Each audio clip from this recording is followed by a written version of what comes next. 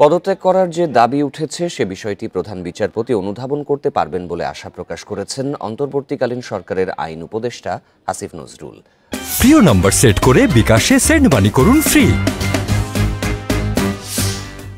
উপদেষ্টা হিসেবে শপথ নেয়ার পর শনিবার সকালে প্রথমবারের মতো আইন, বিচার ও সংসদ বিষয়ক মন্ত্রণালয়ে এসে সাংবাদিকদের এসব কথা বলেন ডক্টর আসিফ নজরুল। এ সময় তিনি বলেন, প্রধান বিচারপতির ফুল কোর্ট মিটিং ডাকা একটি অনভিপ্রেত ঘটনা। এটি স্বৈরাচারী পরাজিতদের পক্ষে একটি পদক্ষেপ। বিভিন্ন কারণে প্রধান বিচারপতি বিতর্কিত প্রশ্নের জবাবে জানান, সাইবার নিরাপত্তা আইন সহ কালো আইনগুলোর পক্ষে থাকার কোনো কারণ নেই। আর বিগত সরকারের গঠন করা তদন্ত কমিশন থাকবে কিনা সে বিষয়ে এখনই মন্তব্য করতে চাননি আসিফ নজরুল। বলেন, অন্তর্বর্তীকালীন সরকারের মেয়াদ নির্ধারিত হয়নি। রাজনৈতিক দলগুলো নির্বাচন চাইবে, তবে সংস্কারের যে আকাঙ্ক্ষা ছাত্র জনতার তা বাস্তবায়ন করতে সময় লাগবে।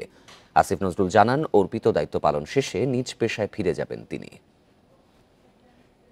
একটা অনভিপ্রেত ঘটনা, এই ধরনের অনভিপ্রেত ঘটনা না ঘটলেই ভালো।